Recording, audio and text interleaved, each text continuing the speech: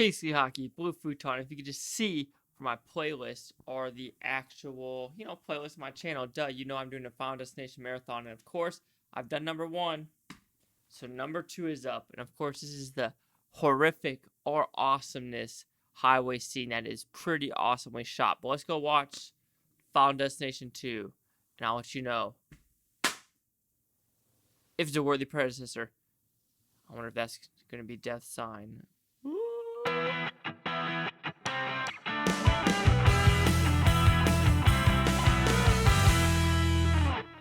Alright, Final Destination stars AJ Cook and Larter back from the original because Devin Silo's character is now dead. But this one is basically a big loop around. Flight 180 happened a year later, and now another person has a premonition of something happening, but instead of the first one dies, it is the last one who dies, does the big old loop.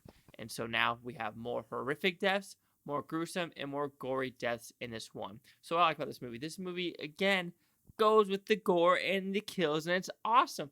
Even if you've seen the movie multiple times, you see what's happening, like, oh my god, get your hand out of that garbage disposal! Even though AOC doesn't know what one of those are. Anyway, and there's random crazy stuff of a whole expedition, the pipe right here, the barbed wire, the explosion at the gas grill, which if you know that actor, he's actually in a lot of stuff now. But this one is still balls to the wall.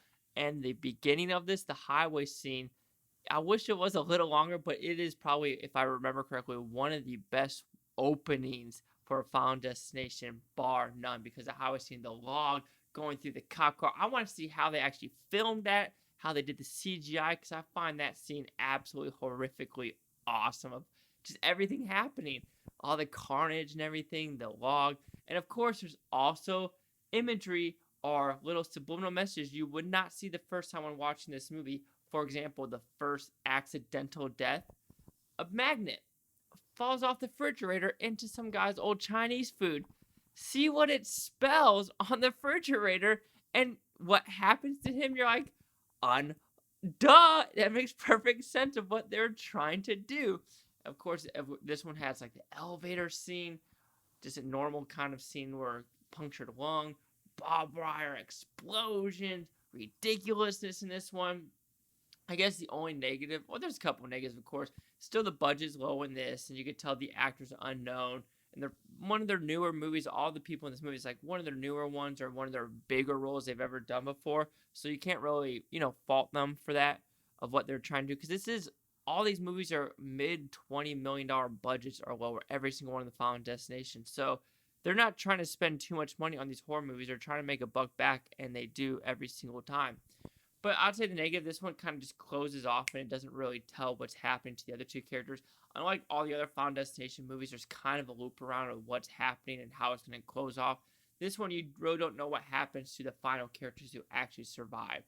But again, rewatching the first one and the second one back to back, it's hard to say which one's better because the first one, the originality is there. The plane scene is awesome as well, and it's very low and gritty. While this one, it seemed like they did have a little bit more budget, and they went for the lot more gore factor, and I kind of like that. So I might have to give Final Destination 2 a little more of an edge for actual movie watchability, even though they're both very watchable. But anyway, Final Destination 2 will receive a 4 out of 5 with Futons, which equals that's 80%. So see the Critics' News scores gave this one. So this one came out in 2003, and the critics of 48% with 111 of them, and the audience score of 58% with 449, 570, and here's critic consensus. This sequel is a little more than an excuse to stage elaborate gory scenes of killed characters getting killed off.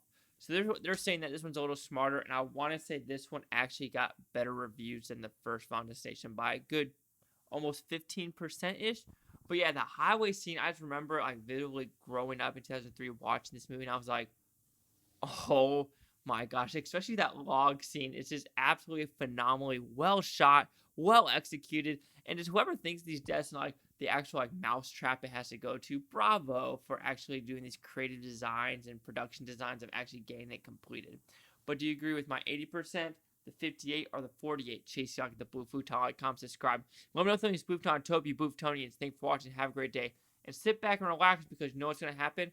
Final Destination 3, because I watched those back to back. let's get it started.